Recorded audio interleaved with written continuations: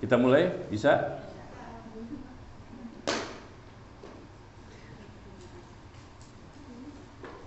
Assalamualaikum warahmatullahi wabarakatuh. Alhamdulillah, hamdan katsiran tayyiban mubarakan fihi kama yuhibbu rabbuna wa yarda. Wa nusalli wa nusallim ala nabiyyina Muhammad wa ala alihi wa ashabihi ajma'in. Ya ayyuhalladzina amanu taqullaha haqqa tuqatih wa la tamutunna illa wa antum muslimun, amma ba'd. Jamaah sekalian, ibu-ibu yang salehah, ibu-ibu yang salehah dan ikhwan yang saleh. Alhamdulillah, kita bersyukur kepada Allah tabaraka wa taala di pagi hari ini kembali kita bertemu, dan kita bersyukur kepada Allah masih diberikan kesehatan, kesempatan, keluasan waktu dan nikmat lainnya untuk kita kembali menuntut ilmu, mempelajari tentang agama kita yang kita cintai, yang kita yakini kebenarannya, yang berusaha kita pahami, kita amalkan, dan kita pertahankan agama ini sampai akhir hidup kita. Mudah-mudahan kita berharap apa yang kita lakukan di pagi hari ini Allah catat sebagai amal saleh yang dapat memperberat timbangan kebaikan kita nanti pada hari kiamat. Ibu-ibu sehat semua? Sehatnya zahir dan batin? Zahirnya sehat, batinnya sehat. Alhamdulillah. Sudah solehah semua? Sudah bertakwa semua? Sudah jelas sebagai penghuni sorga? Mau masuk sorga? Mau sekarang? Iya. Kenapa gak berani sekarang? Masya Allah. Belum ya. Ini bentuk ketawaduan sebetulnya. Baik, mudah-mudahan kita masuk surga semua. Ya, bukan sekedar sunnah biasa. Ya, inti tema kita bukan sekedar sunnah. Apa maksudnya? Sunnah itu yang banyak dipahami oleh kaum muslimin adalah ibadah yang tidak diwajibkan. Ada ibadah yang wajib, ada yang sunnah ya. Nah, ini pengertian dari sisi ilmu fikih. Sunnah dari ilmu fikih artinya ibadah yang tidak wajib. Ya, perkara-perkara seperti sholat sunnah, ya mungkin ya puasa sunnah dan lain-lain yang sifatnya sunnah. Kemudian sunnah dalam pengertian yang lain adalah kita mengikuti ajaran Nabi SAW. Ketika disebut sunnah Nabi, maksudnya ajaran yang murni dari Nabi, yang Nabi ajarkan, Nabi contohkan, Nabi tuntunkan kepada kita, ya. Bukan sesuatu yang dibuat-buat oleh orang-orang yang berada di belakangan. Karena memang tidak boleh kita merekayasa, tidak boleh kita memberikan tambahan-tambahan dalam ibadah-ibadah yang memang kita tidak berhak untuk membuatnya. Ya, pembahasan kita bukan sekedar sunnah, artinya kita ingin membahas dari sisi keutamaan ibadah sunnah. Itu pengertiannya. Bukan sekedar sunnah biasa, tapi ini sunnah yang luar biasa. Karena banyak sekali kaum muslimin yang mereka tahu ini ibadah sunnah, cuman sunnah inilah, gitu kan. Yang penting kan wajib. Yang wajib pun kadang-kadang tidak berkualitas. Tetapi kita yang udah ngaji, insya Allah kita sudah mengerjakan yang wajib dan berusaha untuk maksimal, lebih baik, lebih berkualitas, lebih khusyuk, ya, lebih bernilai, lebih berharga dan seterusnya. Di samping kita mengerjakan ibadah yang wajib, tentunya kita berlomba-lomba untuk mengerjakan ibadah yang sunnah. Karena orang yang udah ngaji, Bu, tentunya beda. Beda dengan orang yang belum ngaji. Ya, nilai kualitas ibadahnya harus lebih baik dan mereka harus lebih semangat ya untuk mengamalkan ibadah ini, karena memang tujuan Allah menciptakan kita di muka bumi dalam rangka untuk beribadah. Dan kita berlomba-lomba menyiapkan bekal sebanyak mungkin ibadah. Wa ma khalaqtul jinna wal insa illa liya'budun. Tidak aku ciptakan jin dan manusia kecuali untuk beribadah kepadaku. Ya, dan tujuan kita diciptakan untuk beribadah. Ibadah yang mana? Yang wajib dan yang sunnah. Ya, itu yang kita kerjakan dan kita berlomba-lomba untuk memperbanyaknya. Itu yang pertama. Yang kedua tentunya meningkatkan kualitasnya. Nah, sekarang kita akan bahas tentang bukan sekedar sunnah biasa, karena di balik ibadah sunnah itu ternyata banyak sekali keutamaan yang mungkin di antara kita belum mengetahuinya. Nah, ketika kita sudah mengetahui, ada kita kira-kira 10 poin ya dari artikel yang sudah di-share tadi, mudah-mudahan kita akan lebih termotivasi dan akan kita tingkatkan. Pertama, keikhlasan niat yang ada di hati. Yang kedua, bagaimana gerakannya, bagaimana bacaannya, bagaimana kita bisa mengkonsentrasikan diri kita supaya lebih bisa istiqomah dalam beribadah. Bukan lagi memperhatikan ibadah yang wajib. Kalau yang wajib itu pasti sudah. Orang yang bertakwa, soleh dan soleha tidak lagi memperhatikan ibadah yang wajib, karena sudah pasti mereka kerjakan. Jadi orang yang sudah ngaji, soleh dan soleha bertakwa ini, tentunya yang mereka perhatikan adalah lebih mereka konsentrasikan ibadah yang sunnah. Ya mohon maaf ya, saya berbicara dengan ibu-ibu yang mungkin ibadah sunnahnya sudah banyak nih. Sudah banyak nih. Ya, jadi mohon maaf juga sih ya. Gak apa-apa kan tema ini? Gak apa-apa Bu tema ini dibahas? Meskipun ibadah sunnahnya udah banyak, bahkan tidak terhitung. Betul Bu? Iya, baik, silakan kita lihat kepada artikel yang sudah ada. Bukan sekedar sunnah biasa, tapi sunnah yang luar biasa, yang mengantarkan seseorang kepada keselamatan, kebahagiaan, ketenangan, kebaikan, keberkahan hidup dunia dan akhirat nanti. Allah akan mencintainya, Allah mengampuni dosanya, Allah akan angkat derajatnya, dan berbagai perkara-perkara yang lain.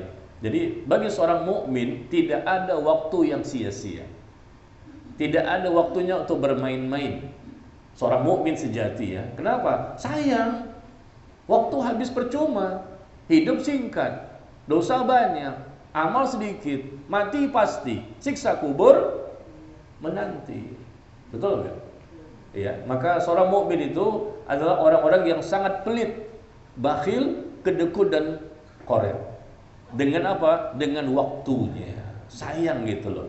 Dari subuh sampai zuhur apa ibadah sunnah yang mesti bisa saya lakukan. Dari zuhur sampai asar, asar sampai maghrib, maghrib sampai isya, setelah isya apa lagi. Dan seluruhnya bisa menjadi ibadah selama memenuhi dua persyaratan. Pertama, niatnya ikhlas. Yang kedua, ibadah tersebut sesuai dengan tuntunan contoh syariat, apa yang telah diajarkan, dipraktekkan dan telah diamalkan oleh Nabi kita yang mulia Nabi Muhammad sallallahu alaihi wasallam dan para sahabatnya.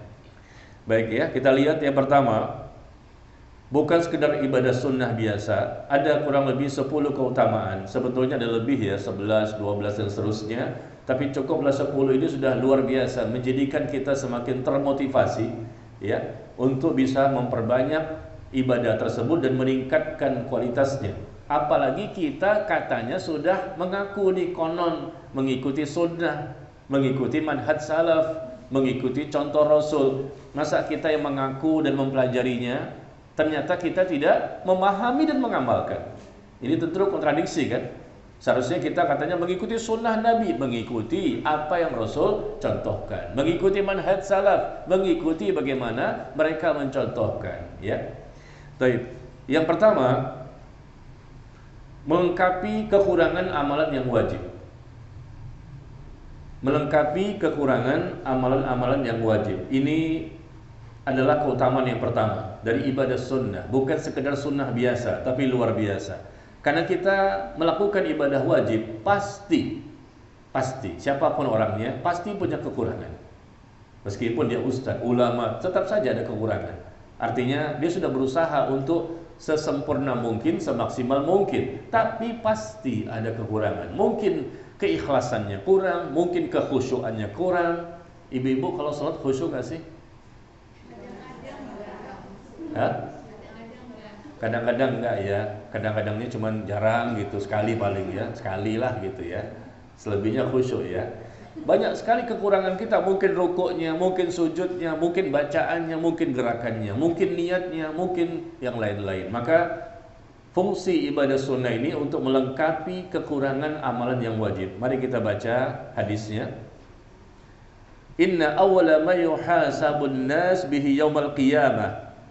Sesungguhnya amal yang pertama kali akan dihisab nanti pada manusia pada hari kiamat adalah masalah salat. Amal yang pertama kali, ibadah terbesar, ibadah yang paling agung dan utama dalam Islam adalah ibadah salat, ya. Semua ibadah yang wajib tetap kita wajib kerjakan, tetapi di antara semua ibadah yang wajib ini ternyata yang paling utama wala dzikrullahi akbar. Salat merupakan ibadah yang paling pertama dihisab nanti pada hari kiamat. Kemudian Allah Azza wa Jalla berfirman kepada para malaikatnya, dan Allah lah yang lebih tahu. Lihatlah pada salat hambaku. Allah mencontohkan pada salat. Sebetulnya kan ibadah banyak. Kenapa dicontohkan salat? Karena salat merupakan ibadah yang terbaik. Lihatlah pada salat hambaku, apakah salatnya sempurna ataukah tidak? Ya, Allah Maha mengetahui kondisi salat hambanya, tapi Allah menugaskan untuk malaikat untuk melihat. Tanpa info dari malaikat pun Allah sudah tahu. Ya, lihatlah pada salat hambaku, apakah salatnya sempurna ataukah tidak. Jika salatnya sempurna, maka akan dicatat baginya pahala yang sempurna. Tapi jarang sekali yang bisa seperti ini, ya. Ibu-ibu sempurna nggak salatnya? Kalau ibu bilang sudah sempurna, saya sudah sempurna, kami sudah sempurna Pak Ustaz. Baik, kita akhiri kajian kita. Iya, berat juga saya mendakwahi orang yang sudah sempurna, kan? Iya, Rasul mengatakan, Allah yang mengatakan bahkan, jika sholatnya sempurna, maka akan dicatat baginya pahala yang sempurna. Tapi sedikit sekali barangkali bisa seperti ini, ya. Namun jika dalam sholatnya ada sedikit kekurangan, maka Allah berfirman, lihatlah apakah hambaku ini memiliki amalan-amalan sunnah. Nah, amalan yang sifatnya sunnah, tidak wajib.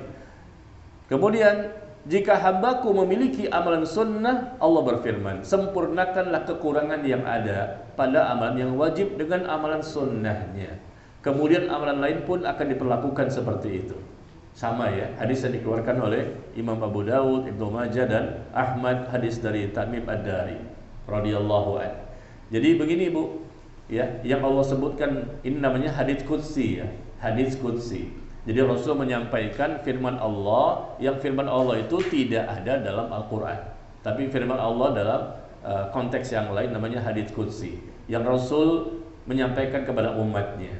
Ya, demikian. Jadi kalau Al-Qur'an itu firman Allah, ya, betul-betul perkataan dari Allah, titik komanya semua sama, tidak ada sedikit pun perbedaan. Tapi kalau hadis qudsi itu Rasul mendengar, kemudian Rasul menyampaikan dengan redaksi Rasul.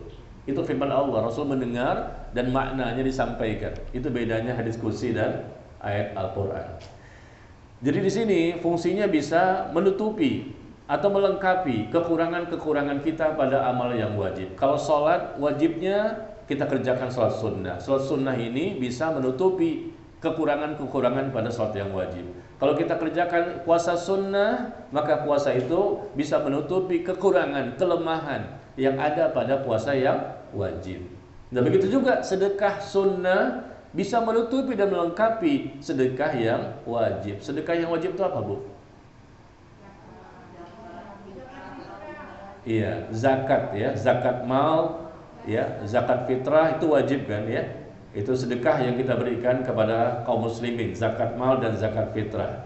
Adapun kalau kita mau infak bebas, ya, kepada siapa saja kita infak, kepada siapa saja kita sedekah di luar yang diwajibkan yaitu zakat, maka jatuhnya kepada sunnah, ya. Dan kalau kita lihat dalam Al-Qur'an, ibadah apa yang paling Allah sering sebut-sebut? Dari Al-Fatihah sampai An-Nas, ibadah apa yang paling sering disebut lagi, disebut lagi, disebut lagi? Turun lagi ayat tentang ibadah itu, ayat ibadah itu lagi. Ibadah apa, Bu? Pertama, sholat. Ya, tentang sholat itu merupakan ibadah yang paling banyak disebut, bertaburan, ya, dalam Al-Quran. Yang kedua, ibadah apa setelah sholat yang paling banyak Allah sebutkan? Kalau masalah puasa, puasa cuma 5 ayat, ya. Kemudian masalah haji cuma beberapa ayat. Apa setelah sholat? Infak dan sedekah.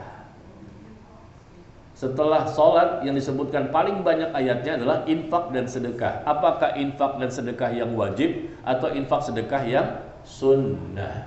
Begitu juga sholat. Sholat apakah yang wajib, apakah sholat yang sunnah? Ini dua, Bu, yang paling banyak disebutkan oleh Allah dalam Al-Quran. Berarti Allah tuh sangat senang kalau kita melakukan ibadah tersebut. Artinya puasa Ramadan bukan kita kecilkan, ini wajib juga, tapi kan cuma sebulan. Ya. Kemudian haji cuma sekali seumur hidup. Tapi ada ibadah yang rutinitas sampai mati. Yaitu apa? Sholat yang wajib maupun yang sunnah, atau bersedekah yang wajib dan sunnah. Nah, sedekah yang wajib ini zakat mal. Zakat mal tentunya bagi yang kaya, bagi yang mampu ya. Tapi zakat fitrah itu tidak bisa tidak, harus dikeluarkan oleh setiap muslim yang memiliki kemampuan untuk bisa makan pada hari raya. Setiap muslim yang memiliki makanan pada hari raya sudah tercukupi dirinya dan keluarganya, ada kelebihan, maka dia wajib untuk mengeluarkan zakat fitrahnya, atau disebut dengan juga zakatul fitri. Zakatul fitri. Ibu tahu nggak? Tahu nggak, Bu? Apaan? Penyebutan zakat fitrah itu nggak ada dalam hadis. Yang ada zakatul fitri. Rasul selalu menyebutnya zakatul fitri, zakat yang berkaitan dengan fitri, Idul Fitri. Tapi kita lebih sering mendengar ya kalimatnya zakat fitrah. Sebetulnya sih Rasul nggak pernah menyebutkan zakat fitrah. Ya, selalu Rasul menyebutnya zakatul fitri, zakat fitri. Karena ini zakat yang berkaitan dengan Idul Fitri. Ya, beda dengan zakat mal. Kalau zakat mal itu kan kapan saja, ya. Waktunya kalau sudah masuk kepada nisab dan haul. Jadi seperti itu, melengkapi kekurangan amalan yang wajib. Sama seperti kita mengerjakan ya umroh, barangkali banyak kekurangan, kita lakukan lagi umroh yang kedua. Atau haji, sudah pernah haji, kita kerjakan lagi haji yang kedua. Boleh nggak, Bu? Boleh. Berapa kali maksimalnya? Berapa kali kita maksimal haji? Minimal kan 1, maksimalnya 2. Boleh 3 enggak? Ya 100 pun boleh. Iya, kenapa bilang 2 gitu? Saya sengaja mancing-mancing. Pengen tahu. Ternyata haji itu boleh 10, boleh 50, boleh 100, silahkan aja. Tiap tahun pun enggak apa-apa. Umroh juga perbanyak ya. Nah, ini nauzubillah, jangan sampai kita mengatakan percuma saya haji umroh berkali-kali Pak Ustaz. Kenapa? Karena takut luber pahala saya. Ini orang nggak tahu diri ya. Dosanya nggak pernah selesai, tapi ibadahnya dibangga-banggakan. Jadi haji kalau sudah berangkat lagi bisa, nggak masalah. Ibu sudah berangkat haji semua kan di sini? Sudah semua kan? Iya, memang ibu di sini ibadah hajinya bukan yang sekali kayaknya ya. Di sini levelnya kayaknya 3-4 kali deh. Sepertinya ya. Betul nggak, Bu? Nah, coba kita doa sama Allah ya, mudah-mudahan bagi yang belum Allah mudahkan untuk bisa berangkat. Bagi yang sudah Allah mudahkan juga untuk bisa berangkat kembali. Jangan pernah sombong dengan ibadah yang sudah pernah kita kerjakan. Seakan-akan sudah jelas surganya, pasti diterima. Siapa yang bilang? Para ulama, Bu, Syekh Al-Albani rahimahullah, beliau hajinya 30 kali. Syekh bin Baz rahimahullah, beliau hajinya 49 kali. Ulama dulu di zaman tabi'in, mereka hajinya 70 kali. Bukan mereka yang cerita sama orang, tapi orang melihat tiap tahun ada lagi, tiap tahun ada lagi. Ya kenapa? Karena mereka tinggal di sana. Kita tinggal di mana? Tapi apakah memang kalau orang itu tinggal di sana otomatis dia haji dan umroh terus? Enggak juga. Saya punya teman, Bu. Dia 14 tahun tinggal di Jeddah. Tidak pernah haji. 14 tahun tinggal di Jeddah, hanya umroh. Jeddah Mekah itu Jakarta Bogor. Jakarta Bogor kan dekat. Jeddah Mekah. Cuman umroh saja, tidak pernah pergi haji. Nah, setelah dia pulang ke Indonesia, baru dia nyesel curhat ke saya. Baru dicurhat ingin berangkat haji, nyesel banget kenapa kemarin nggak berangkat haji, sekarang baru nggak punya duit untuk bisa kembali ke sana. Kemarin ditinggal di sana, ya Allah, bersama orang tuanya, tapi tidak dimanfaatkan. Hanya Jakarta, Bogor, Jeddah, Mekah. Jadi maksud saya, kita katakan tadi kan para ulama ya, oh iya mereka kan tinggal di sana, makanya mereka bisa tiap tahun memperbanyak ibadah haji umroh. Tapi ternyata survei membuktikan enggak juga, Bu. Ada bahkan saya dapat info dari ustadz yang tinggal di Mekah, ada orang Mekah asli yang tidak pernah datang ke Masjidil Haram. Orang Mekah dan ngakunya muslim, tapi nggak pernah ke Masjidil Haram, nggak pernah melihat Ka'bah. Dia tinggal di Mekah tapi di daerah-daerah pinggiran gitu, dan dia tidak merasa ada kebutuhan untuk mendatangi Ka'bah. Karena tinggal berapa langkah, paling 10 menit, setengah jam deh mungkin dia badui, mungkin ada di padang pasir tapi dia orang Mekah, nggak jauh dari Masjidil Haram. Mekah kan kota kecil kan, bukan kota besar, tapi ternyata tidak tergerak hatinya untuk datang ke Masjidil Haram atau tidak pernah melihat Ka'bah. Nah ini ya, jadi kita lihat bahwa orang-orang yang dapat hidayah adalah mereka yang beruntung ya. Jadi kalau sudah sholat lagi, yang sudah puasa lagi, yang sudah bersedekah, sedekah lagi, yang sudah berhaji, umroh, haji dan umroh kembali, dan ibadah-ibadah yang lainnya. Tapi yang satu ini aja yang mungkin ibu-ibu nggak setuju, yang sudah nikah. Ibadah nggak nikah tuh? Hah? Ibadah kan? Maaf Bu, ini kan contoh doang Bu. Saya pengen tahu ibu protes apa enggak nih? Karena kan disuruh kan memperbanyak ibadah. Nikah kan ibadah kan? Ternyata jangan itu yang diperbanyak Pak Ustadz, yang lain aja. Cukup satu aja ya. Satu di Kemang. Satu di Kemang, sisanya di sorga. Ya, di sini ngomong kayak gitu. Baik ya, jadi pertama bukan sekedar sunnah biasa, tapi bisa melengkapi kekurangan, kelemahan, dan banyak sekali hal-hal yang barangkali kita mungkin keliru, mungkin salah, atau kurang khusyuk dan lain-lain. Maka ya, mari sama-sama saya mengajak diri saya dan jamaah yang ada di sini, lengkapi ibadah kita yang wajib dan yang sunnah. Meskipun tidak wajib dan ditinggalkan tidak berdosa, tapi kita rugi. Rugi, kenapa? Kalau mengandalkan yang wajib saja, bisa jadi banyak, dan bukan bisa jadi lagi, pasti itu ada kekurangan ya. Ya, apalagi kekurangan jumlah rakaat lagi. Zuhur berapa? 4 rakaat. Baru 3 aja udah bingung, 3 apa 4 ya? 3 apa 4 ya? Udah kekurangan rakaat lagi. Ibu-ibu biasanya agak lupa begini, biasanya di akhir-akhir bulan ya. Ibu ya. Tanggal-tanggal tua itu biasanya lupa zuhurnya 3 apa 4 ya. Kenapa? Karena uang dari suami tinggal sedikit ya. Begitu tanggal awal bulan langsung ingat semua jumlah rakaat. Kenapa? Karena suami memberikan gajinya 50 juta. Betul Bu? Mohon maaf ya, saya cuma menyebutkan jumlah terkecil. Iya, seharusnya banyak kali ya. Ya mungkin 75, mungkin 100, saya nggak tahu kan. Amin dong. Duit aja amin.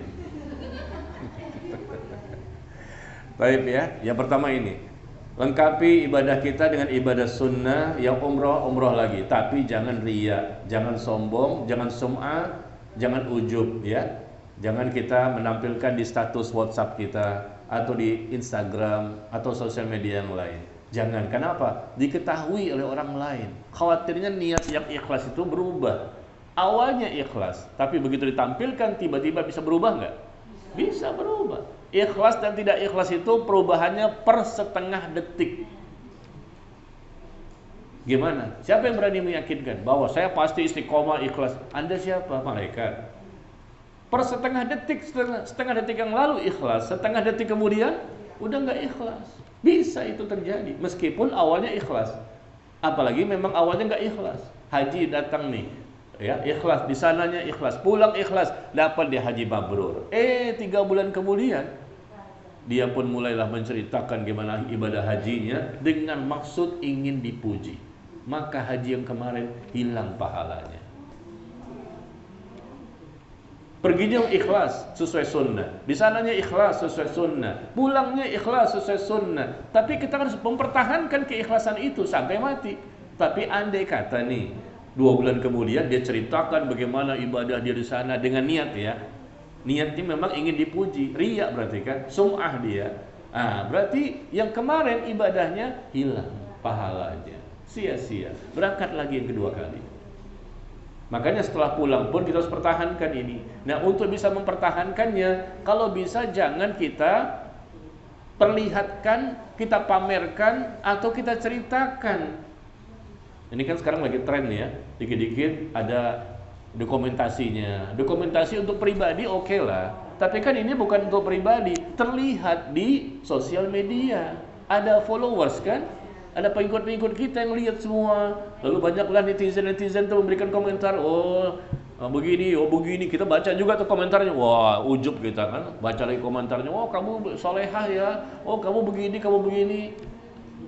Awalnya kita ikhlas, tapi begitu kita tampilkan, timbullah ujub, berbangga-bangga, timbullah sombong, meremehkan orang, timbullah sum'ah, ingin dipuji, atau riya. Bu, ini materi kita paling sulit dalam Islam. Materi ikhlas dan istiqomah di atasnya. Ustadz aja kelabakan, Bu. Tahu kelabakan? Kebingungan, ulama juga bingung. Kenapa? Amal yang paling berat dalam Islam itu ikhlas, dan ikhlas itu niat. Niat itu ada di mana? Di hati. Makanya kita jangan buka, ya, jangan buka pintu gitu loh. Tapi kalau memang kita ingin menceritakan kepada anak untuk motivasi boleh. Kepada anak ya, motivasi kan, supaya mereka juga semangat ibadah. Tapi ketika menceritakan anak pun untuk motivasi, tetap kita jaga niat kita. Ya. Kemudian yang kedua, langsung saja, bukan sekedar sunnah biasa. Apa keutamaannya ibadah sunnah yang kita kerjakan? Kita akan mendapatkan cinta dari Allah Tabaraka wa Ta'ala, sehingga nanti bisa menjadi wali Allah. Allah memberikan begitu banyak keutamaan, di mana Allah akan memberikan hidayah kepada pendengaran kita, penglihatan kita, tangan dan kaki kita. Ya, kita baca hadisnya luar biasa. Allah ini akan memberikan hidayah, petunjuk, dan petunjuk ini diberikan kepada siapa? Kepada orang yang banyak melakukan ibadah sunnah. Petunjuk pada pendengarannya, penglihatannya, tangannya, dan kakinya. Nah, kita lihat nomor 2 dan nomor 3 ini, dan nomor 4 menjadi satu kesatuan di hadis yang sama. Bisa kita lihat artikelnya. Ya, nomor 2 mendapatkan cinta Allah. Nomor 3 Allah memberikan hidayah pada pendengaran, penglihatan, hati, kaki dan tangan seorang hamba. Yang keempat, doa-doanya pun juga akan dikabulkan. 2, 3, 4 ada di satu hadis yang sama. Doanya pun mustajab, cepat Allah kabulkan bagi orang yang melakukan ibadah sunnah. Ini salah satu cara, Bu, agar doa kita cepat Allah kabulkan. Siapapun mereka yang banyak melakukan ibadah sunnah dan benar ya, ikhlas juga, sesuai sunnah juga, maka mereka ini akan lebih cepat dikabulkan doa. Makanya para ulama itu kenapa cepat dikabulkan? Karena mereka banyak ibadahnya. Orang-orang yang ahli ibadah dan sekaligus ahli ilmu. Ya. Kita lihat di sini bagaimana hadisnya. Innallaha ta'ala qal, ya, sesungguhnya Allah Ta'ala berfirman, siapa saja yang memusuhi waliku, walinya Allah, ya, maka aku nyatakan perang kepadanya. Siapa walinya Allah itu? Wali, ya. Wali itu artinya dekat, Bu. Walinya Allah artinya orang yang dekat kepada Allah. Dekat, dan dia benar ketika mereka mendekatkan dirinya kepada Allah. Bukan wali itu orang yang gila, ODGJ jadi wali. Ibu lihat di YouTube tuh ada orang-orang ODGJ jadi wali, dicium tangannya, dimintain doanya, dia ngerokok, terbuka auratnya, coret-coret mobil-mobil orang, coret juga mukanya para wanita dengan spidol, dibiarin aja. Saya lihat itu Bu, aneh bin ajaib. Mereka ingin mendapatkan kedekatan diri mereka kepada Allah, ingin doa-doa dari para wali ini agar hajat-hajat mereka terkabul. Masih hidup, bukan orang mati ya. Meminta kepada penghuni kubur nggak boleh. Mereka minta kepada orang yang masih hidup, tapi mereka bukan wali. Yang disebut wali itu artinya dekat. Wali Allah artinya orang yang dekat kepada Allah. Karena mereka itu benar imannya, benar ilmunya, benar amalnya. Masa orang gila dimintain doa dan diangkat sebagai wali? Yang lebih parah lagi di India, dicium kakinya. Ya, gampang banget orang ini wali nih, wali. Wali itu macam-macam, wali murid. Ada wali setan, wali kelas, wali santri, wali kota, macam-macam. Tapi kalau sudah sebutnya wali Allah, ini nggak sembarangan, nggak semua orang bisa disebut wali Allah. Wali Allah itu haruslah orang yang satu syaratnya Bu, bertakwa. Kalau sudah bertakwa, otomatis dia wali Allah. Nah, orang bertakwa siapa? Orang yang benar akidahnya, benar ibadahnya, benar juga akhlaknya. Mereka benar imannya, benar ilmunya, benar juga amalnya. Ya, seperti itu. Jadi kata Allah tabaraka wa taala, siapa saja yang memusuhi waliku, para wali. Para wali ini bukan identik dengan pakaian, ya, pakai jubah, sorban, jenggotnya sepanjang sepuser barangkali ya, kelihatannya kayak gitu. Bukan begitu, bukan casing yang diperhatikan, tapi memang dari sisi keimanan dia, ketakwaan dia, ya. Kemudian siapa saja memusuhi waliku, maka aku nyatakan perang kepadanya. Tidaklah hambaku mendekatkan diri kepadaku dengan sesuatu yang lebih aku cintai dibandingkan amal ibadah yang telah aku wajibkan kepadanya. Kita melakukan amal yang wajib saja, itu sudah bisa mengundang datangnya cinta Allah. Kalau ibadah wajibnya benar. Selalu kita kaitkan dengan itu ya, kalau benar. Karena banyak orang yang sekedar ibadahnya belum tentu diterima. Bahkan ada di hadis disebutkan ada orang yang sholat selama 60 tahun tidak diterima sholatnya. Kurang apa? Sholat nggak? Sholat dia 60 tahun. Tapi kata Rasulullah Sallallahu Alaihi Wasallam nggak diterima sholatnya. Kenapa? Karena dia tidak menyempurnakan ruku atau tidak menyempurnakan sujud, atau terlalu cepat tanpa tumak ninah. Sholatnya pun sia-sia kan? Ini kan kita hindari tentunya. Ya, jadi tentunya yang benar, selalu benar. Benar itu artinya memenuhi dua persyaratan, ikhlas niatnya dan tata cara ibadahnya sesuai dengan syariat. Kalau seseorang melakukan ibadah yang wajib, maka Allah pun akan mencintainya. Kemudian setelah dia melakukan ibadah yang wajib dengan benar, dia pun senantiasa continue, rutinitas melakukan ibadah yang sunnah, terus menerus mendekatkan diri kepadaku dengan amal-amal sunnah sehingga aku pun mencintainya. Amal wajib Allah cintai, tambah lagi amal yang sunnah, Allah pun semakin mencintainya. Nah, jadi mendapatkan apa di sini? Cintanya Allah. Ibu-ibu mau nggak mendapatkan cinta Allah? Allah mencintai kita, Bu, udah selesai urusan, dunia akhirat selamat. Tapi apakah semudah itu? Ya kan? Untuk mencari kecintaan Allah ini tentunya perlu perjuangan dan pengorbanan. Nah, kemudian jika aku telah mencintainya, nah ini dampaknya. Allah mencintai dia karena yang wajib maupun yang sunnah dia kerjakan. Dan kalau sudah dicintai oleh Allah, maka aku pun akan menjadi pendengarannya. Aku akan menjadi pendengarannya yang dia pergunakan untuk mendengar. Menjadi penglihatannya yang dia pergunakan untuk melihat. Menjadi tangannya yang dipergunakan untuk memegang, dan menjadi kakinya yang dipergunakan untuk berjalan. Apa artinya? Apakah Allah nempel di anggota tubuh badan kita? Bukan begitu, ya.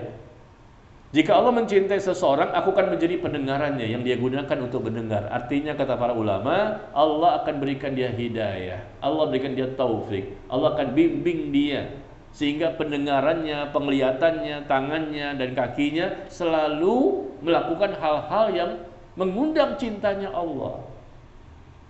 Iya.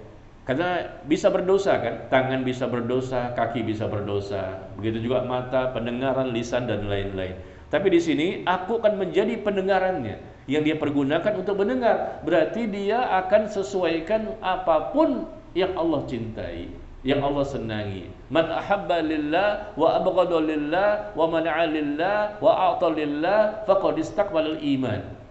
Barang siapa yang cintanya karena Allah, bencinya karena Allah, menerima karena Allah, menolak karena Allah, maka sempurnalah iman seseorang. Seperti itu ya. Imannya sempurna.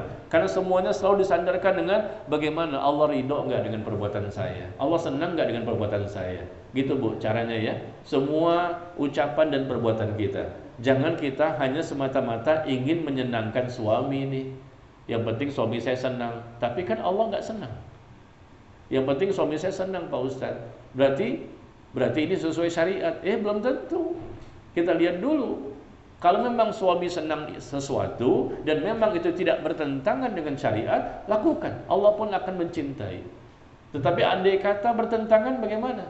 Suami mengatakan kepada istrinya, jangan ngaji, jangan taklim, terbuka saja auratnya dan lain-lain. Yang penting kan suami senang. Suami semakin mencintai istrinya. Tetapi Allah semakin membencinya dan murka kepadanya. Seperti itu. Jadi Allah akan menjadi pendengarannya, menjadi penglihatannya, menjadi tangannya dan kakinya. Ini artinya Allah akan memberikan hidayah dan petunjuk, bimbingan kepadanya, sehingga orang itu pun tidak akan mudah jatuh kepada dosa. Luar biasa ya. Ini keuntungannya kalau orang-orang itu banyak melakukan ibadah sunnah yang benar. Jadi Allah akan mencintainya dan Allah akan jaga dia. Jangan sampai dia jatuh kepada dosa.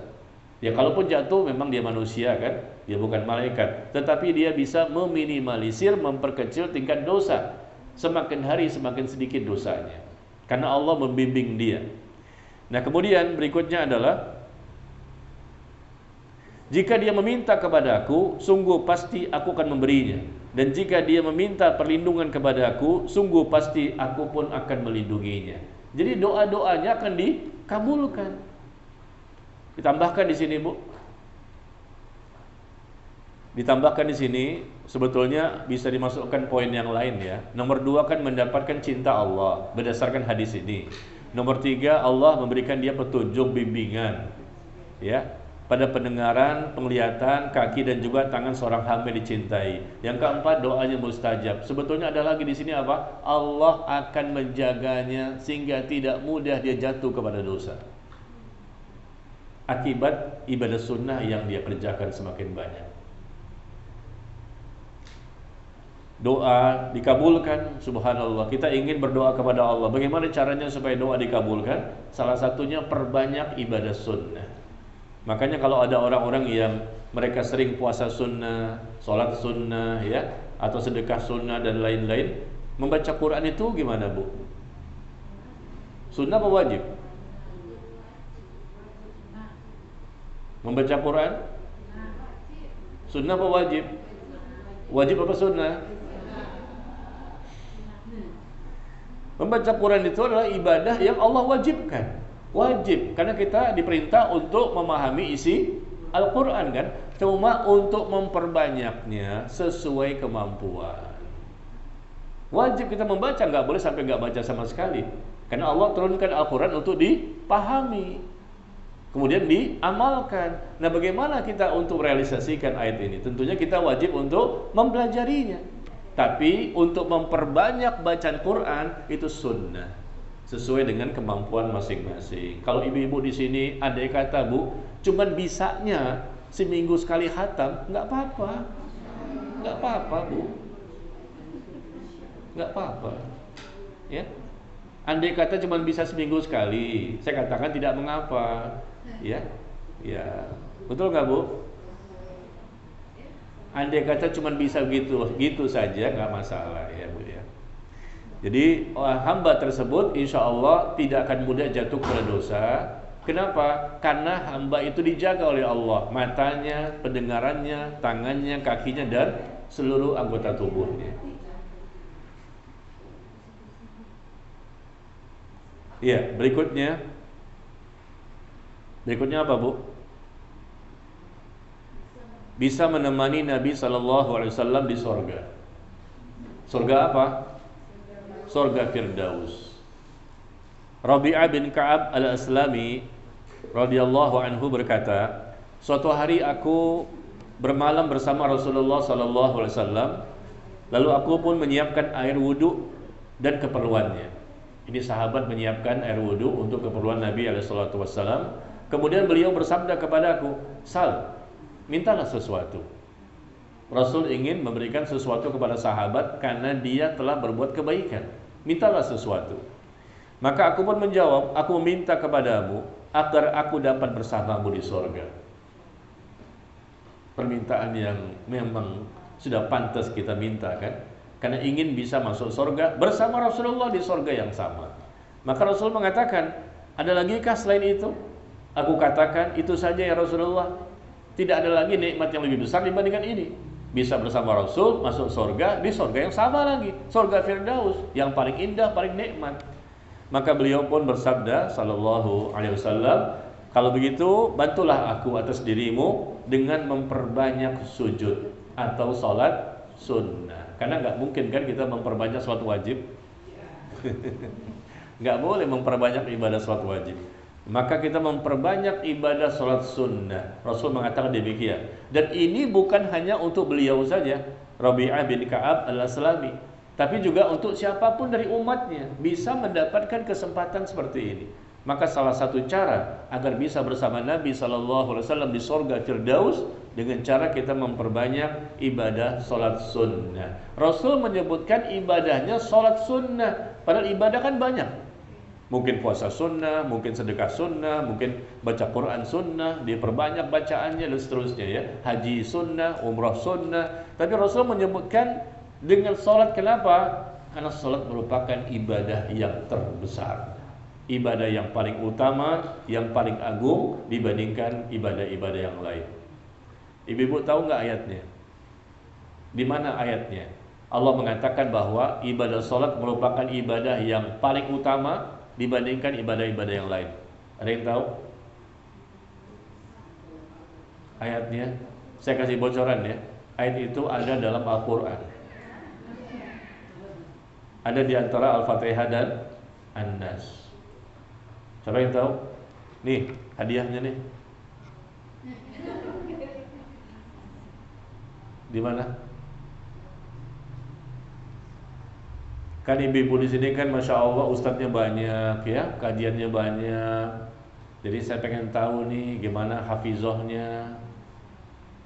Ternyata tidak berani menjawab. Kenapa? Takut riya Pak Ustaz. Silakan Bu. Di mana ayatnya? Open Google. Boleh nggak Bu? Saya nanya-nanya begini Bu. Boleh kan ya? Iya, kan nanya kepada hafizah kan boleh.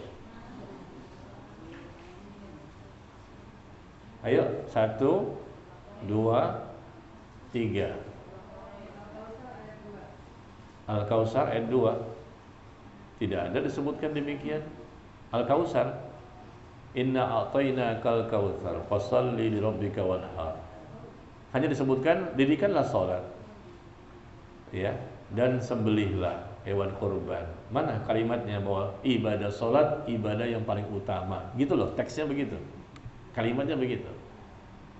Bukan sekedar dirikan salat. Oh, kalau kalimat seperti ini banyak banget. Tapi kalimatnya bahwa Allah mengatakan ibadah salat, kalimatnya seperti itu redaksinya, adalah ibadah yang terbesar.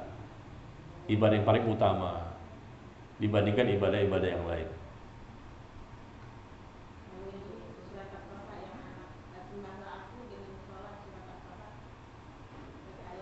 Iya, itu di surah Toha ayat ke-14. Tapi bukan itu. Itu perintah salat kepada Nabi Musa. Aqimis salata lidzikri. Dirikanlah salat untuk mengingatku. Perintah kepada Nabi Musa. Dirikan salat. Jadi maksud saya redaksi kalimatnya adalah kata Allah, salat merupakan ibadah yang paling utama dibandingkan ibadah yang lain. Nah, kalimatnya seperti itu.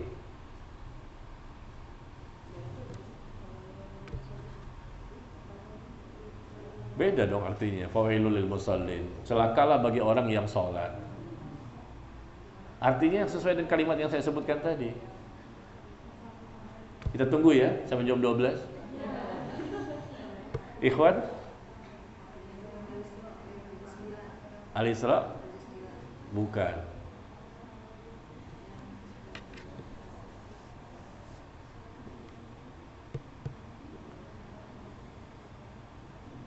Ketik di Google langsung keluar ayatnya.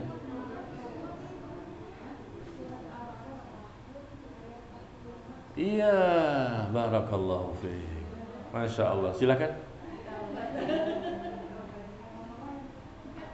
Al-Ankabut, Bu. Al-Ankabut surah ke-29 ayat ke-45. Surah ke-29 ayat ke-45 ya. Bukan enggak tahu Pak Ustaz, takut riya. Ya, Al-Ankabut. Di situ dikatakan utslu ma uhiya ilaika minal kitab wa aqimis shalah innas salata tanha 'anil fahsya'i wal munkar wa la dzikrullahi akbar wallahu ya'lamu ma tasna'un. Itu ayatnya. Bacalah Al-Qur'an yang diturunkan kepadamu dan dirikan salat. Sesungguhnya salat dapat mencegah dari perbuatan keji dan mungkar. Wa la dzikrullahi akbar. Kata Allah, dan salat itu kata Allah merupakan ibadah yang paling utama dibandingkan ibadah-ibadah yang lain. Betul? Al-Ankabut ya. Ayat ke-45. Ya, makanya Rasul di sini menyebutkan masalah salat ya. Perbanyak sujud, perbanyak salat sunnah. Karena memang ibadah salat merupakan ibadah yang terbesar. Dan begitu juga tadi di poin pertama ya, bahwa keutamaan ibadah sunnah itu dapat melengkapi kekurangan amal yang wajib. Dan Rasul pun Allah juga memberikan contoh tentang ibadah sholat. Kalau sholatnya ada yang kurang, maka lengkapi dengan ibadah sholat sunnahnya. Ya, selalu disebutkan sholat dulu karena memang ibadah yang terbesar. Dan ketika diberikan contoh di sini, poin kedua, ketiga, keempat pun lagi-lagi juga mengenai sholat. Dan doanya akan dikabulkan. Baik, sekarang yang keenam ya.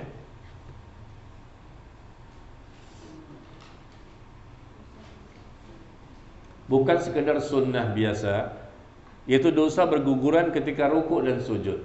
Lagi-lagi dicontohkan tentang sholat. Innal abda idza qama yusalli utiya bidunubi. Ya, sesungguhnya seorang hamba itu jika sedang sholat maka didatangkan semua dosa-dosanya. Lagi sholat didatangkan dosa-dosanya dan diletakkan di atas kepala atau pundaknya. Seorang hamba jika sedang sholat, didatangkanlah dosa-dosanya dan diletakkan di atas kepala atau pundaknya dosa-dosa tersebut. Lalu ketika dia ruku atau sujud, maka dosa-dosa itu berguguran. Dicontohkan apa ibadah di sini? Sholat juga dapat menggugurkan dosa. Dosa apa, Bu? Dosa besar apa dosa kecil? Dosa besar apa dosa kecil yang berguguran? Kecil apa besar? Besar apa kecil? Kok enggak mantep gitu loh? Ragu-ragu ya. Yang digugurkan dosa kecil. Dosa besar hanya bisa tergugurkan kalau bertaubat. Dengan taubat nasuha. Ya. Salat itu menggugurkan dosa kecil. Cuma dosa kecil Pak Ustaz. Iya, dosa kecil kita dahsyat banget banyaknya. Jangan kita lihat saat ini ya. Coba lihat puluhan tahun yang lalu kita kemana? Ketika SMP ada di mana? Udah ngaji belum? Saya mungkin belum. Kalau ibu-ibu sih sudah lah. Dari kecil kayaknya udah ngaji Bu ya. Masya Allah. SMP di mana? SMA di mana? Kuliah di mana? Ya. Dan setelahnya kita lihat memang ternyata kita banyak sekali dosanya. Maka berguguran dosa-dosa kecil akibat dari perbuatan ibadah yang wajib dan ibadah yang sunnah. Salat satu dengan salat berikutnya, umroh yang satu dengan umroh berikutnya, Ramadan yang satu dengan ibadah Ramadan berikutnya, Jumat yang satu dengan Jumat berikutnya. Ini semuanya bisa menggugurkan dosa-dosa kecil selama dosa-dosa besar dijauhi. Ya, adapun dosa besar cuma satu caranya, yaitu dengan taubat nasuha, ya. Yang ketujuh, diangkat derajatnya di sisi Allah. Seseorang diangkat derajatnya, subhanallah. Di sini Rasul mengatakan, "Alaika bikathratis sujud lillah." Dan perbanyaklah sujud, ya, Perbanyaklah sujud karena Allah, karena sesungguhnya tidaklah engkau sujud kepada Allah sekali saja sujud, melainkan dengannya akan Allah angkat dirimu satu derajat dan dihapuskan dirimu satu kesalahan. Hadis yang dikeluarkan oleh Imam Muslim. Ya, sekali lagi Rasul mencontohkan apa? Dengan ibadah, salat lagi, salat lagi. Berarti gimana, Bu? Berarti kita lihat, karena contoh itu selalu berkaitan dengan salat, salat dan salat. Yang pertama kali ditanya di akhirat pun tentang masalah salat. Berarti ibadah salat ini ibadah yang tidak mungkin tidak dilakukan oleh orang-orang bertakwa, saleh dan salehah. Apa yang mereka lakukan? Bukan hanya ibadah yang wajib saja, pasti mereka banyak melakukan ibadah yang sunnah berkaitan dengan salat. Dalam ibadah salat itu sudah termasuk di situ, include ya, ada doanya, ada zikirnya, ada baca Qur'annya, ada kita menghinakan diri kita, sujud, ya, dan macam-macam yang lain. Jadi ibadah itu terwujud dengan ibadah yang mulia. Semua nabi dan rasul salat. Sebutkan satu persatu nabi dan rasul. Semuanya mendirikan salat. Nabi Ibrahim ribuan tahun yang lalu, apa doanya? Rabbi ja'alni muqimas salati wa min dzurriyyati rabbana wa taqabbal du'a. Wahai Tuhanku, jadikan diriku dan anak cucuku termasuk orang-orang yang selalu mendirikan ibadah salat. Nabi Musa salat, Nabi Isa salat, Nabi Ibrahim salat, Nabi Sulaiman, Nabi Daud, semuanya salat. Tidak ada yang tidak salat, semuanya mengajarkan kepada umatnya untuk mendirikan ibadah salat yang wajib maupun ibadah yang sunnah. Maryam, kita baca di Quran, Maryam itu seorang wanita dan dia pun salat, berdiri, rukuk, sujud, disebutkan demikian. Tapi kita nggak tahu apa bacaannya. Kita nggak tahu. Yang jelas mereka tidak membaca surah Al-Fatihah. Kenapa? Karena di hadis yang dikeluarkan oleh Imam Muslim bahwa Rasulullah itu sallallahu alaihi wasallam sebagai nabi yang terakhir, yang beliau saja yang mendapatkan surah Al-Fatihah. Allah turunkan surah Al-Fatihah kepada beliau, yang tidak diturunkan kepada nabi-nabi sebelum beliau. Itu hadis yang dikeluarkan oleh Imam Muslim, ya. Jadi kalau kita ingin mendapatkan keistimewaan, kedekatan kita kepada Allah, di mana Allah pun semakin mencintai, menghapuskan dosa, mengangkat derajat dan lain-lain, perbanyak yang lebih kita prioritaskan adalah ibadah salat. Boleh nggak haji yang diperbanyak? Oh silakan. Ketika haji pun kita salat juga kan? Ketika umrah juga kita salat juga. Apalagi satu kali salat di Masjidil Haram sama dengan 100.000 kali dibandingkan tempat-tempat yang lain. Dan satu kali salat di Masjid Nabawi Madinah sama dengan 1000 kali dibandingkan tempat-tempat yang lain. Ya. Kemudian Allah juga menyebutkan, coba buka di surah Al-Isra ayat ke-79. Al-Isra surah 17 ayat ke-79.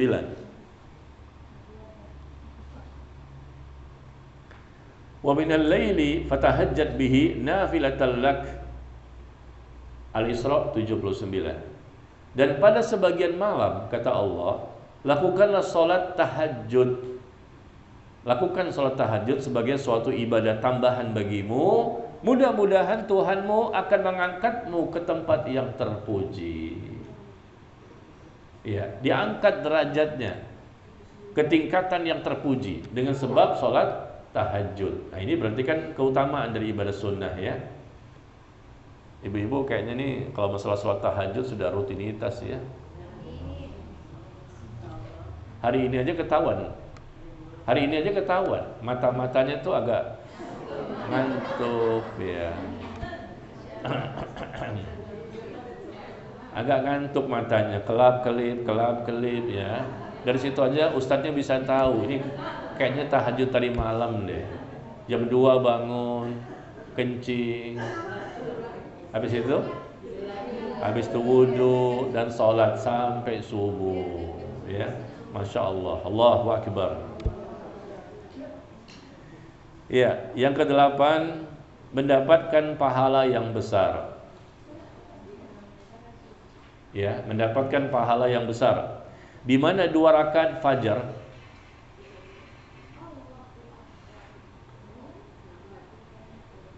mendapatkan pahala yang besar ya. di mana 2 rakaat fajar ini salat sunnah qabliyah subuh. Lebih baik dibandingkan dunia dan semua yang ada di dalamnya. Luar biasa. Tadi subuh gimana, Bu? Salat sunnah enggak? Qabliyah subuh. Ya. Kita berupaya ini jangan sampai kita meninggalkannya ya. Lebih baik dibandingkan dunia dan seisinya. Mendapatkan pahala yang sangat besar. Dunia ini yang luar biasa keindahannya, harta benda, tapi enggak ada artinya dengan salat sunnah qabliyah 2 rakaat saja. Sebentar. Berapa lama? Berapa lama 2 rakaat?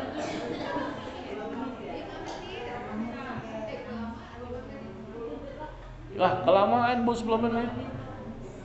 Salat sunnah qabliyah itu sebentar. Yang pertama baca Al-Fatihah, setelahnya boleh Al-Kafirun, boleh. Enggak dibaca juga enggak masalah, cukup Al-Fatihah doang. Yang kedua Al-Fatihah lagi, atau juga boleh ditambah dengan surah Al-Ikhlas. Sunnahnya begitu ya. Jangan ibu baca Al-Baqarah. Kelamaan nanti bagaimana yang wajibnya? Ya, jadi ini adalah luar biasa sekali. Dan lagi-lagi Rasul mencontohkan tentang salat ya, qabliyah subuh. Jangan kita tinggalkan. Bangunkan anak-anak kita, Bu. Bangunkan suami. Ibu kan suka bangunin suami ya? Atau suami bangunin ibu? Siapa yang suka bangunin? Ibu bangunin suami apa suami yang bangunin ibu? Ternyata ibu yang bangunin suami. Kenapa? Karena ibu kan lanjutkan dari tahajud tadi kan langsung ke subuh. Betul, Bu? Alhamdulillah. Ternyata suami ibu semuanya soleh. Satu pun gak ada yang soleha. Baik, yang ke-9 akan mendapatkan keberkahan. Kata Nabi SAW, apabila salah seorang dari kalian telah melakukan salat fardunya di masjid, ini bagi laki-laki ya, maka jadikanlah untuk rumahnya bagian dari salat sunnahnya. Salat sunnah jangan di masjid, karena Rasul tidak pernah melakukan ibadah salat sunnah di masjid untuk qabliyah dan ba'diyah. Ya beda dengan salat tahiyatul masjid kan. Tapi untuk qabliyah dan ba'diyah itu di rumah. Karena Allah menjadikan kebaikan di rumahnya dari salatnya tersebut. Ya ibu sampaikan ke suami, ya kepada anak ya, hendaknya salat sunnah qabliyah dan ba'diyah itu di rumah. Upayakan seperti itu. Kalau nggak keburu, ya sudahlah, berarti qabliyahnya di masjid. Barangkali di masjid itu Bu, antara azan dan iqamahnya ternyata sangat cepat sekali ya. Seharusnya diberikan jarak ya. Jadi laki-laki bisa qabliyah di rumah, selesai itu dia bisa berjalan kaki menuju ke masjid atau naik motor. Masih keburu waktunya. Paling tidak 10 menit atau 15 menit baru iqamah. Tapi kalau memang nggak keburu, terpaksa ya kita qabliyahnya di masjid ya. Tapi untuk ba'diyahnya kalau bisa di rumah. Bu, ini berkaitan dengan laki-laki ya. Tapi bagi ibu-ibu kan enggak. Semuanya kan di rumah. Qabliyah, yang fardu, ba'diyah, semua di rumah ya. Dan jadi ada keberkahan. Rasul mengatakan jangan jadikan salat yang fardu itu di masjid juga. Meskipun boleh-boleh saja, enggak berdosa. Tapi Rasul inginkan supaya kita laki-laki itu juga mengerjakan salat sunnahnya di rumah, supaya rumah itu berkah, mendapat kebaikan juga. Dan apa? Kalau si laki-laki tadi mengerjakan salat sunnah di rumah, berarti mudah-mudahan bisa lebih ikhlas. Kadang kan nggak ada orang yang tahu. Kalau di masjid Bu, biasanya ya terus terang aja, kita tuh akan lebih semangat karena banyak orang yang mengerjakannya. Tapi begitu di rumah, saya bilang sama seorang ikhwan, antum jangan mengerjakan di rumah, di masjid. Kalau bisa ba'diyahnya di rumah gitu. Kata dia apa? Saya pulang ke rumah Pak Ustadz kayaknya udah males. Begitu ba'diyah di masjid kayaknya semangat gitu. Begitu pulang ke rumah ada TV, ada istri, ada anak, ada ini, kayaknya udah bukan nggak khusyuk, nggak mau ngerjain. Beda dengan kalau di masjid selesai sholat fardu nih langsung sholat sunnah. Kenapa? Kita semangat karena banyak orang yang mengerjakan. Tapi begitu dia pulang ke rumah sendirian, itu lebih berat, tapi lebih besar pahalanya. Lebih besar pahalanya dibandingkan dia mengerjakan di masjid ya. Nah, nanti saya akan jelaskan rinciannya di artikel yang lain. Apa perbedaannya salat sunnah yang dilakukan di masjid dan di rumah ya bagi laki-laki. Ketika dia mengerjakan qobliyah di rumah, ba'diyah di rumah, ternyata ada beberapa keutamaan-keutamaan. Kalau kita tahu keutamaan ini, insya Allah yang laki-laki pun akhirnya berbondong-bondong ingin mengerjakan di rumah. Nah, rata-rata tidak tahu. Tapi ada juga ikhwan yang saya ajarkan, ini artikelnya, begitu banyak keutamaan salat sunnah di rumah untuk qobliyah dan ba'diyah. Lagi-lagi alasannya, Pak Ustadz berat. Karena kalau pulang ke rumah kayaknya udah pengen tidur, pengen makan, pengen ini, kan berat kan untuk 2 rakaat di rumah itu, ya. Nanti kita akan tunjukkan artikelnya setelah selesai ini. Maka jangan kemana-mana, ikuti yang satu ini. Ya, yang 10 terakhir. Sebagai penjaga agar tidak mudah meninggalkan amal yang diwajibkan. Seseorang yang telah bermudah-mudah dalam mengerjakan perbuatan yang makruh, terbiasa makruh, lama-lama dia terjerumus kepada yang haram. Karena dia terbiasa dengan makruh. Ya, begitu pula seseorang yang bermudah-mudah meninggalkan amal sunnah. Amal sunnah memang nggak wajib, tapi kalau terlalu sering meninggalkan amal sunnah, dikhawatirkan cepat atau lambat dia meninggalkan amal yang wajib. Biasanya begitu tuh, survei membuktikan. Makanya para ulama mengatakan orang yang terbiasa melakukan ibadah sunnah seringkali insya Allah yang wajibnya terjaga. Orang yang terbiasa meninggalkan perkara-perkara yang makruh, insya Allah yang haram pun akan ditinggalkan. Nah ini caranya ya. Terbiasa mengerjakan yang sunnah, otomatis yang wajib pun tidak mungkin ditinggalkan. Terjaga tuh ibadah yang wajib. Dan ketika dia terbiasa meninggalkan perkara yang makruh ini kan artinya bukan haram ya, tapi nggak disukai. Allah nggak suka meskipun tidak berdosa dan tidak haram, tapi Allah dan Rasul tidak menyukainya. Maka selama memang itu makruh, tidak disukai, maka sebaiknya ditinggalkan. Dia terbiasa meninggalkan yang makruh, itu memudahkan dia nantinya meninggalkan yang haram. Nah, baik ya, selesai. Sekarang saya tunjukkan artikel tadi. Dan artikel ini hendaknya ibu share ke suami dan anak laki-laki tentang keutamaan ibadah sunnah di rumah untuk salat sunnah ya, bukan di masjid.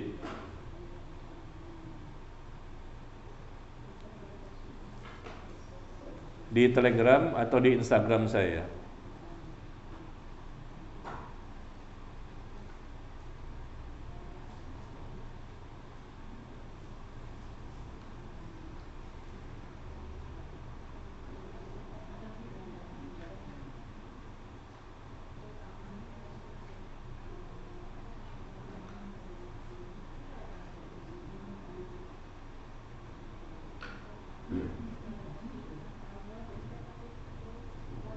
Tanggal 26 Mei 2023. Judulnya untuk salat sunnah rawatib. Untuk salat sunnah rawatib.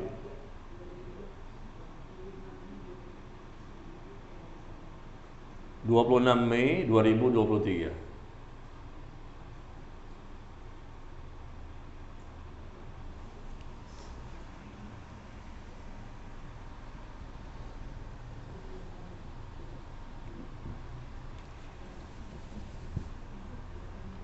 Ketemu? Iya, untuk salat sunnah rawatib. Di Telegram ada, di Instagram ada.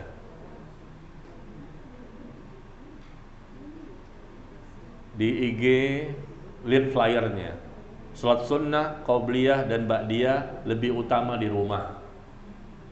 Di flyernya di IG. Salat sunnah, qobliyah dan ba'diyah lebih utama di rumah.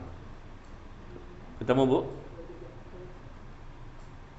Ibu-ibu punya enggak Telegram? Punya ya? Nah, berarti bisa nyari dong. Jangan lupa tadi saya katakan pojok kanan atas ada titik 3. Titik 3 diklik, keluarnya apa? Search atau cari. Search atau cari diklik, masukin judul, enter. Udah. Untuk salat sunnah rawatib. Ketemu Bu?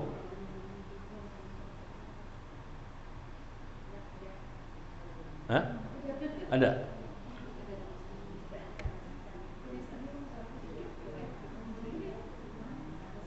Bu, udah dapat belum?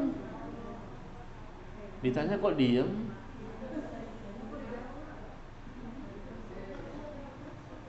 Sudah. Alhamdulillah. Kasih tahu teman-teman yang lain supaya sama-sama mendapatkan artikelnya.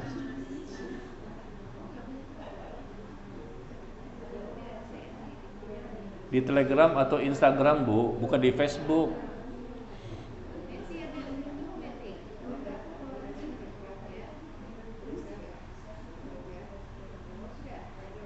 Iya. Baik ya, kita mulai ya.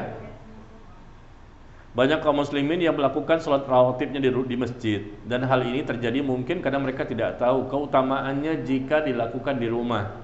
Apabila mereka tahu, insya Allah mereka akan mengerjakannya di rumah. Nah, di sini saya tampilkan ada 5 hadis. Pertama apa? Kata Nabi SAW, "Sallu, salatlah kalian, wahai manusia, di rumah-rumah kalian." Karena sebaik-baiknya salat adalah salatnya seseorang di rumahnya. Itu yang terbaik. Kecuali untuk salat yang fardu di masjid. Nah, sebaik-baik salat itu di rumah, kata Rasulullah. Hadis Bukhari dari Zaid bin Sabit. Sebaik-baik salat itu di rumah, kecuali fardu di masjid. Berarti kan kita lihat sebaik-baiknya. Kenapa tidak di rumah? Qabliyah dan ba'diyah ya. Yang kedua, kata Rasulullah, jika salah seorang dari kalian telah melakukan salat fardunya di masjid, jadikanlah untuk rumahnya bagian dari salat sunnahnya, karena Allah menjadikan kebaikan di rumahnya dari salat yang tersebut. Yang ketiga, salat yang seseorang di rumahnya itu lebih utama dibandingkan salatnya di masjidku ini, Masjid Nabawi, kecuali salat wajib. Masjid Nabawi itu satu kali salat sama dengan 1000 kali dibandingkan masjid-masjid yang lain. Tapi kalau sholat sunnah lebih baik di rumah dibandingkan Masjid Nabawi sekalipun. Iya. Kenapa kita tidak sholat sunnah di rumah? Masjid kita apa namanya? Bukan Masjid Nabawi kan? Bukan Masjidil Haram. Sholat sunnah aja lebih baik di rumah kita dibandingkan Masjid Nabawi. Iya. Subhanallah. Kita kan ingin mendapatkan yang lebih besar ya. Yang keempat, salat sunnah yang telah dikerjakan seseorang di tempat yang tidak dilihat oleh orang lain, maka senilai 25 kali derajat salat sunnah yang ia kerjakan di tengah banyak orang. Nilai derajatnya beda, 25 kali. Yang kelima, keutamaan pada salat seseorang di rumahnya atau salat yang dilihat oleh manusia seperti keutamaan salat fardu di atas salat sunnah. Iya. Salat fardu dan sunnah kan pasti beda kan keutamaannya. Nah, begitulah keutamaan antara salat yang dilihat oleh orang lain dan salat yang tidak dilihat oleh orang lain. Kurang lebih dari 5 ini yang saya cantumkan di sini, maka kita hendaknya berlomba-lomba ya untuk bisa mengerjakannya bagi laki-laki tentunya, karena ini berkaitan dengan laki-laki. Rasul membedakan mana salat wajib, mana salat sunnah yang hendaknya mereka kerjakan. Kalau yang wajib di masjid, salat sunnah di rumah untuk qabliyah dan ba'diyah. Kalau ibu-ibu kan enggak, semuanya kan di rumah ya. Baik, sampai di sini kira-kira ada pertanyaan?